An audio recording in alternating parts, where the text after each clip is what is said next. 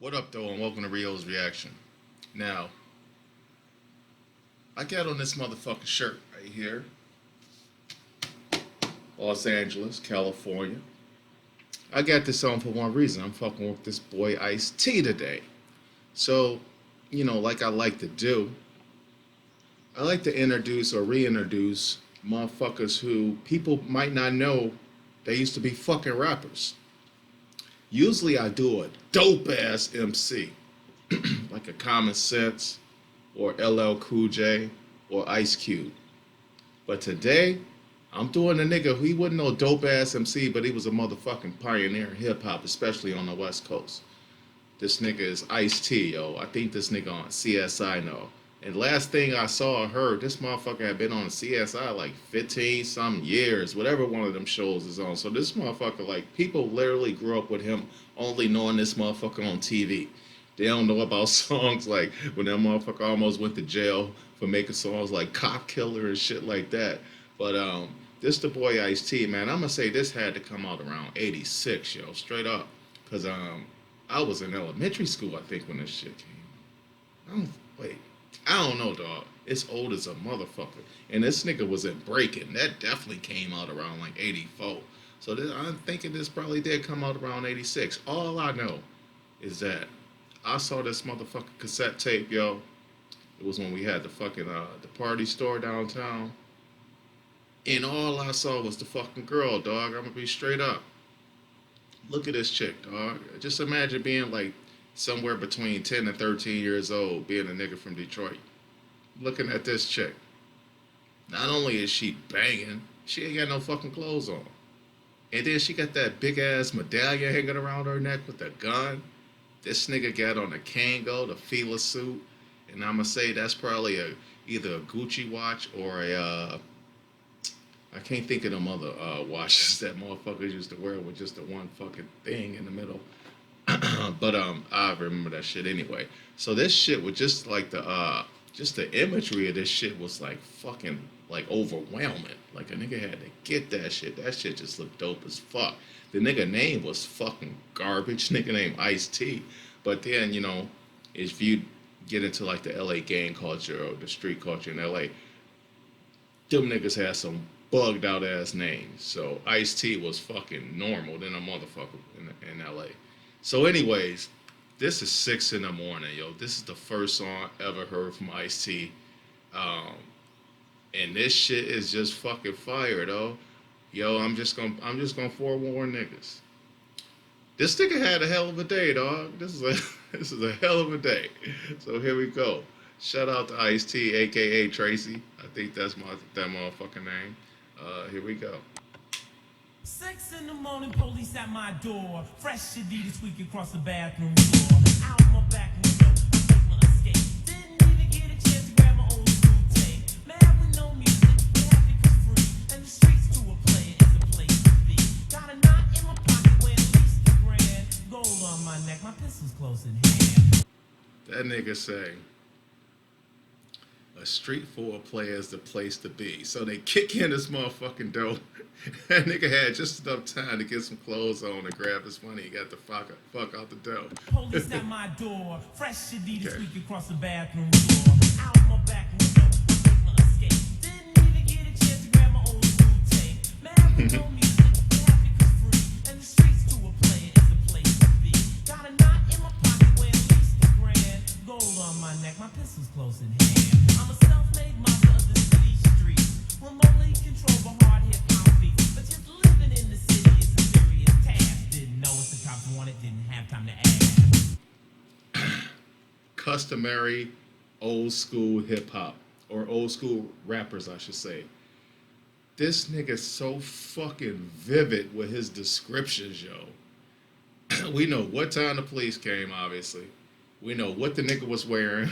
We know the niggas had on the fresh Adidas squeak across the bathroom floor. So this nigga breaking through the apartment of the house. He hit the bathroom to get out the window. This nigga say he got his gun, but he forgot his tape. So he mad with no music, but he free. So that's all that fucking matter. Just the morning. So at this point, we talking about like 6:05 a.m. Oh shit, my bad. We ain't gonna do that.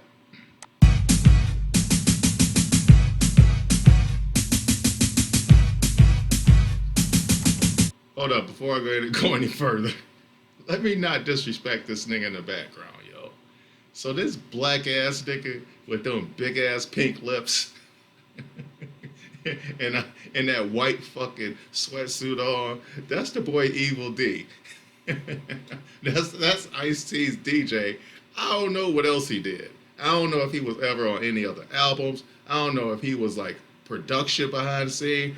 All I know is this motherfucker never spoke, and this is probably the best picture you ever gonna see of this motherfucker. Evil D. Back to it. See my homeboys coolin' way, way out. Told them down the morning cold, bugged them out. Shot a little dice, then my knees got sore. Kicked around some stories about the night before. Bouncy to the corner where the fly girls chill. Threw action at some freaks, the one bitch got ill. She started acting silly, said we would not quit. Call us all punk pussy, said we are one shit.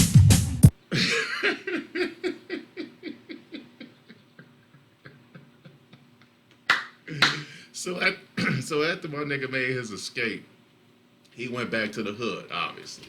So he chilled in the hood. You know, you gotta guess it's probably like somewhere I would say around somewhere between 11 a.m. and 1 o'clock. By the time you know everybody come out the crib, niggas fucking around, talking shit around us, like he said, kicked around some stories about the night before. Then a dice game broke out. So actually, I'm gonna say this has to be somewhere. I'm gonna say early afternoon.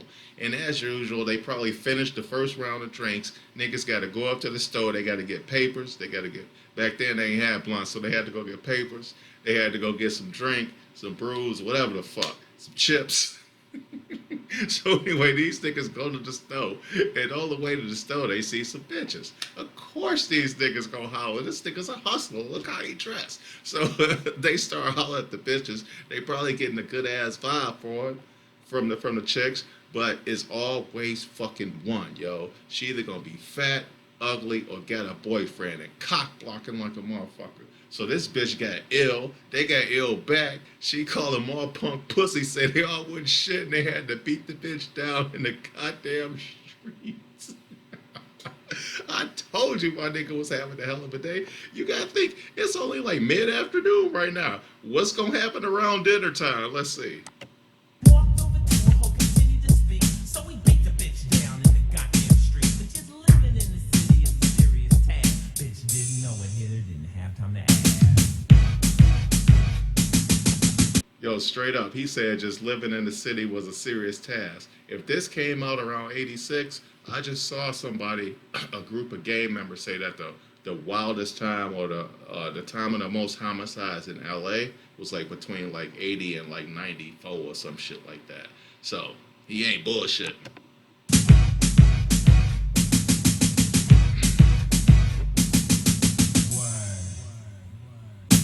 Continue clocking freaks with the men's posteriors. Rolling in a blazer with a Louis interior. Woo! Solid gold, the ride the brawl. Bust the left turn was on Crenshaw. Hold up, man. That nigga say continue clocking freaks with the enormous posteriors or some shit like that. Talk about a bitch ass. So he out there and niggas basically say after they beat the bitch up, they still on the prowl hollering at hoes with fat asses. That was funny as hell.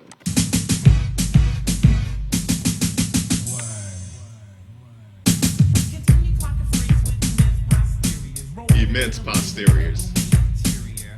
Solid gold, the ride the brawl. Bust the left turn was on Crenshaw. Shiny shine with the drop, don't leave your freaks hell. Had a beeper going off like a high school bell. Looked in the mirror, what did we see? Fucking blue lights, LA. Yo, he said that nigga had the beeper going off like a high school bell because he fucked with so many hoes. It's either that or he was a hustler. But from his perspective, it sounded like he talking about the nigga just had a gang of hoes. So is this nigga a pimp? Is that who Shawty Sean is? Going off like a high school bell. Looked in the mirror, what did we see? Fucking blue lights, LAPD. Pig searched our car, their day was made. Found a Uzi 44 and a hand grenade. Threw us in the county, high-powered block. No freaks to see, no beats to rock. Hold up, dog. A A Uzi 44 and a hand grenade. What the fuck was these niggas doing? I thought they was hollering at chicks. These motherfuckers walking around with an arsenal, yo. He said the pigs pull them over and it made their day. In the county, high-powered block, no freaks to see, no beats to rock.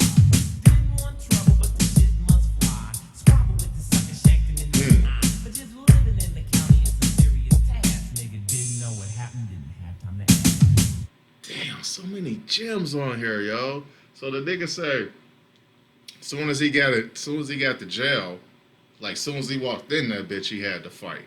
Didn't want trouble, but the shit had to start.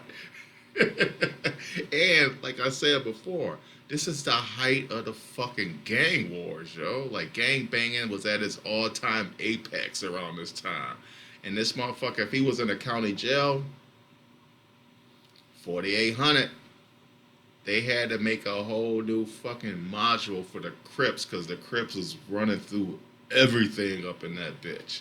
So he talking that fucking real mid 80s LA street shit right now. I still want to know why this nigga had a hand grenade though.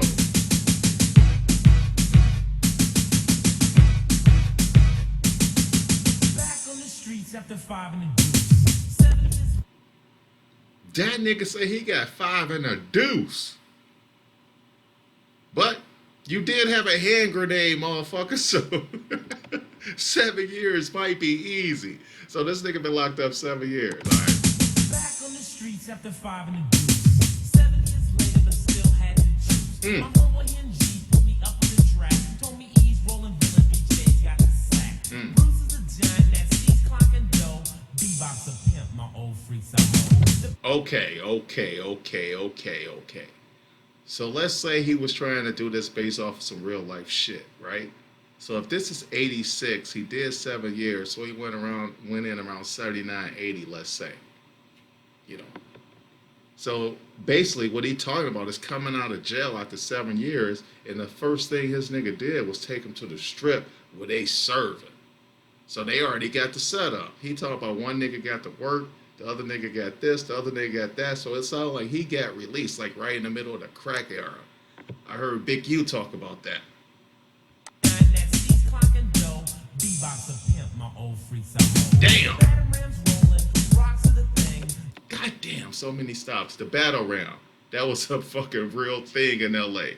So what the cops did is they equipped a fucking armored vehicle with a long ass pole in the front, and they would just bust through a motherfucker house, yo, straight up. Like if you go on Helsinki or whatever that page is, like that nigga got a lot of old archival news footage, and they actually got some shit where the fucking police is driving this battle ram. It looked like a motherfucking tank through a motherfucking living room, and apparently motherfuckers was getting killed. So imagine you just chilling at the crib on a Friday night with your family and shit, watching HBO or some whack shit, because that was the only cable channel that was out for niggas back in the day. So it's Friday night, you about to watch Delirious or some shit, and boom, a fucking tank come through your motherfucking living room while your ass on the couch, running niggas over all kinds of shit. But straight up, like, that shit killed some people, and it became controversial, and they had to stop it. But at the same time, one of the local famous LA rappers made a song called The Battle Round. That's a real song, The Battle Round. Y'all can Google that shit. Anyways, I'm gonna try to make it through the rest. Okay, so this is basically the second day of the song. Back on the streets after And this 5 bitch a prostitute. 7 years later, but still had to choose. My homeboy G put me up on the track. Told me he's rolling villain, BJ's got the sack. Bruce is a giant that sees clocking dough. Bebop's a pimp, my old freaks I hold. The Batarangs rolling, rocks are the thing. Life has no meaning and money is king. He looked at me slowly and he had to grin. He said, man, you out early, we thought you got 10. Nah. Opened up the safe, kicked me down with cold cash. Knew I would get busy, he didn't waste the ass. Typical story. All you gonna do is go back to your hood because that's where the fuck you from. That's what everybody you know at, and you see what this niggas is doing. You got some niggas pimping, and they got other niggas selling drugs. This nigga say, man, you out early. We thought you had 10. This nigga get right back into the mix, though. I bought a Benz with the money, the rest went on clothes. Went to the strip, start pimping the hoes. God damn it.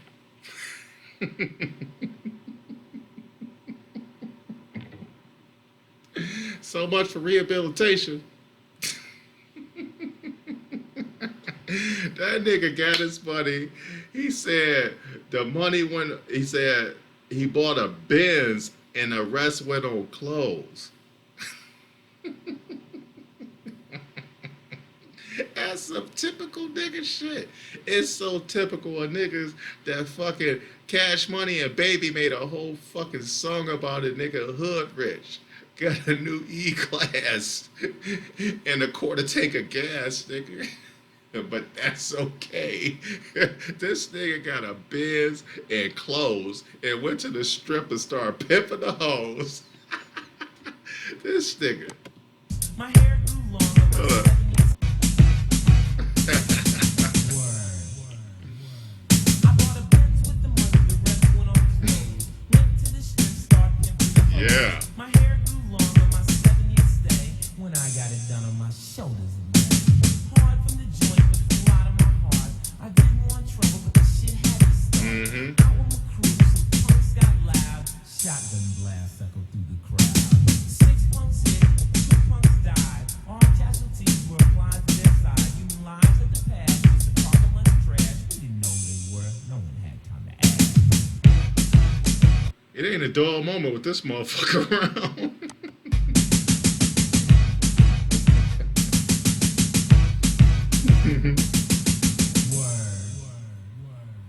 SWAT team leader yelled, hit the floor. Reached in my pocket, pulled my 44. Dove across the room, peeped out the window. 20 cops jumped behind a pinto. Out the back door like some damn track stars. Hold up. All right, so today is August 21st, 2019. Last week, it was a nigga in Philadelphia who had shot it out with the police. He popped 6 of them motherfuckers, and he had 2 trapped in the house, scared to move, shook in a hostage situation. This motherfucker was on every news station, CNN, Fox News, ABC, NBC, CBS. This shit was on every news station. Yo, Ice-T they had the same experience in 86. Oh shit. Peeped out the window. 20 cops jumped behind a pinto. Yo, that's how they was looking on in fucking Philadelphia, nigga. It was like fucking 10 police officers behind every car. I was like, why they got 200 niggas out here for one motherfucker? Anyways, my bad. That shit is crazy. 44. Dove across the room, peeped out the window. 20 cops jumped behind a pinto. Out the back door like some damn track stars. Broke down an alley, jumped into a car. Suckers didn't even see us. They must have been blind. Black wire touched red. The car was mine. We hadn't done nothing, but some suckers got shot. Hit the first turn, goddamn roadblock. Damn. Broke through the block and we did it fast. Cops would have shot us on sight. They wouldn't have took time to ask. This nigga on some Fast and Furious shit. These niggas sell crack, they beat up bitches, they pimp, they getaway drivers, they broke into a house. The rollers gave chase at a serious speed. One more conviction was all I need. This shit was for real, it was no lottie-dottie, cause the boys had to pin this shit on somebody. And me and my crew, we were known to get ill. We carried heat for protection, but not to kill. We busted corner doing 60, one police car spun. And all I was thinking was murder one. How this nigga go say we carry heat for protection but not to kill when he just got caught with a Uzi fofo and a hand grenade? So moving to an alley, we did it right.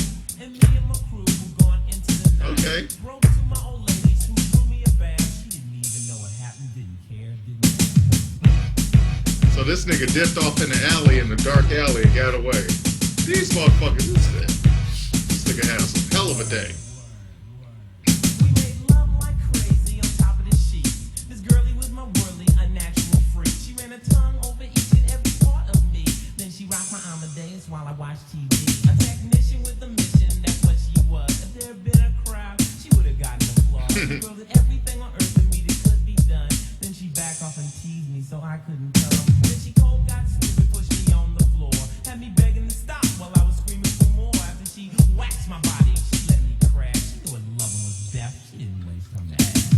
could have did without the iced tea sex scene though.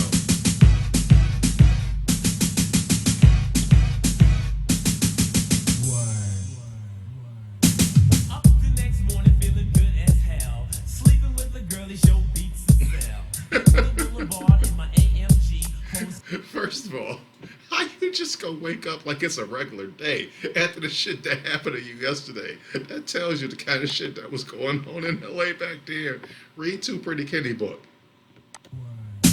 up the next morning, feeling good as hell. Sleeping with a girl, is your beats to sell. Hit the boulevard in my AMG. Hoes catching whiplash, trying to glimpse the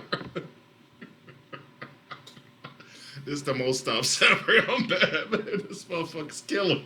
That nigga say he hit the corner in his AMG.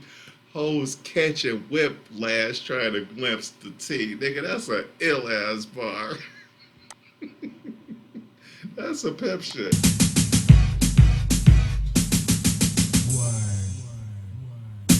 Up the next morning, feeling good as hell. Sleeping with a girl, is your beats to sell. Hit the boulevard in my AMG. Hoes catching whiplash, trying to glimpse the T. Yeah. Rang on my mobile, yes, cellular. Got to have a phone when I'm in my car. Yeah. My homeboy read some say he's insane. Broke his bitch jaw for smoking cane. Told me to meet him at the airport. Hell no.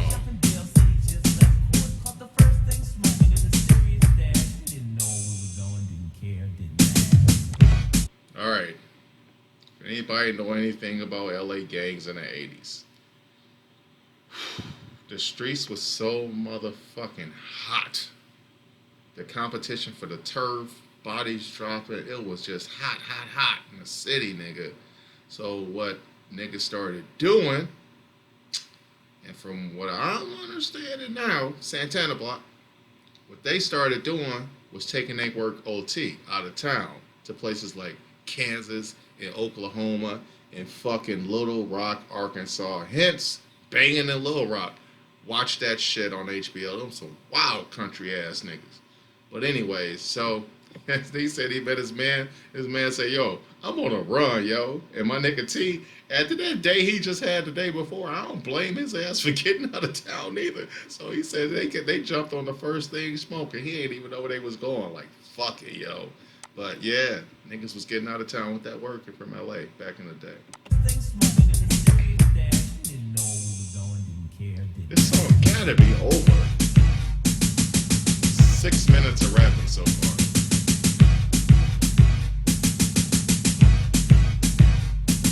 Fell asleep on the plane and so did he. Woke up chilling in NYC. Oh. Called him my posse when I got there. Hit the Latin Quarter in Union Square. Rooftop Devil's Nest, the rest we passed. Back door the Palladium just for class. About 4 a.m. we crashed the Deuce. We never catch static. Before I go any further, he just named some of the most historical hip-hop clubs in the history of New York City. And a lot of them joints was frequented by niggas like fucking the real 50 Cent. And so niggas was getting jerked up in the parking lots up in these motherfuckers he just named, yo. And it looks like they weren't going out of town to sell work. They was just getting the fuck out of town. Yeah, hit the Latin Quarter in Union Square. Rooftop Devil's Nest, the rest we passed. Rooftop Back Harlem. door the Palladium just for class. About 4 a.m. we crashed the Deuce. We never catch static cause my boys got juice. Deuce to the Bronx, the rest I head. Where a shootout jumped off, 9 people left dead. It sounded like it happened with a Mac 10 blast, but it was 6 in the morning. We didn't wake up to ask.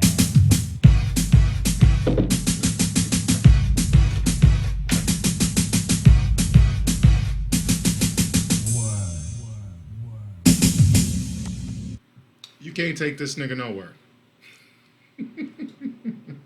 This nigga flew all the way to LA, and lo and behold, the first night this motherfucker go out, a shootout jump off and now motherfucker's dead. Nigga, what's the coincidence here, Ice-T? But man, he named some legendary motherfucking hip-hop clubs, B. The Latin Quarter and Union Square. Those specifically were places where 50 Cent and a bunch of fucking Brooklyn niggas was at. Fucking getting niggas the business, yo. Getting them real ugly. Killer Ben, All them niggas from the Paid in Full posse, them motherfuckers on the back of Eric B. and Rakim album cover. Them niggas, when you saw them niggas at Union Square, nigga, run! Run, just run, nigga, out the back. Whatever you need to do. But anyways, this gotta be a 30-minute reaction. That shit was crazy. This nigga's day was wild as fuck, yo. Since I ain't gonna ever do no other Ice-T reaction, I don't think, like from the gang historians, from the OGs, like Ice-T wasn't really in no gang. He was in a faction of gangs called hustlers. Like them niggas just did anything for money, sold drugs, a lot of B&Es. Like I guess he did a lot of B&Es, shit like that. So they was like money killers. They wasn't gang bangers, but they was blood affiliated. So anyways, that's it, man. 6 in the morning. That shit is fucking fire, yo. That story is a motherfucker Academy Award winning story right there. That nigga had a hell of a day, y'all. With 7 years in between, so a hell of a 3 days, I'ma say. And I'm out.